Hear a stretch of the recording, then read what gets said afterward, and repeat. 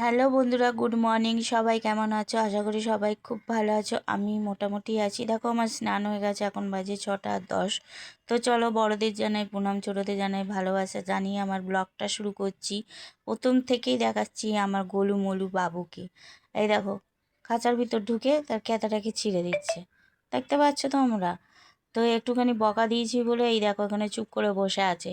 ওর খাবার সব সময় বিছানার উপরেই থাকে। মুড়ি রয়েছে, আর এখানে কলমি শাক আর কপির পাতা রয়েছে, সব ধুয়ে পরিষ্কার করা। তো চলো, এখন আমি কি করব সেটা তোমাদের সাথে একটু শেয়ার করি। তো দেখো আমি এই জায়গাটা বসি, কেন বসি তোমাদের বলছি। আর ও দেখো এখানে চুপ করে বসে আছে, খুব দুষ্টু, খুব দুষ্টু।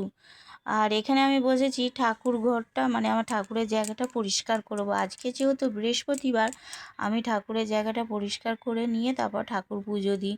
তো দেখো এটা হচ্ছে আমার নীলকণ্ঠ গাছ, মানে লাগিয়েছি। আর এই দেখো উপরে সিংহাসনে ঠাকুরটা পরিষ্কার হয়ে গেছে, তাকে জামা কাপড় পরিয়ে বসিয়ে দিয়েছি। আর এই দেখো এখানটা নারায়ণকে জামা পরিয়ে রেখে দিয়েছি দিয়ে। আর এই দেখো কি অবস্থা। তো চলো আমি এগুলো পরিষ্কার করে নিয়ে তারপরে তোমাদের সামনে আসছি, দেখতেই থাকছো। তো দেখো আমার পরিষ্কার হয়ে গেছে, ঘট বসানো হয়ে গেছে।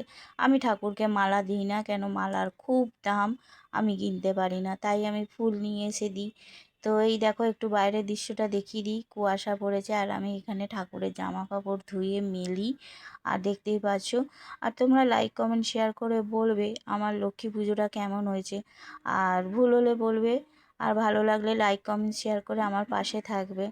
আর মালা আমি দিতে পারি না, আর ফল আমি কেটে দিই না, আমি গুজিয়াটা দিই, কিন্তু ফল খাওয়ার লোক নেই বলে ওই জন্য আমি গুজিয়া দিই। তো দেখো আমার ঠাকুর পুজোটা দেওয়া হয়ে গেছে।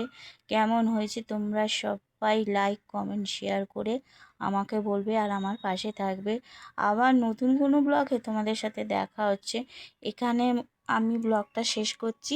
তো দেখতে থাকো, সঙ্গে থাকো। টাটা বন্ধুরা।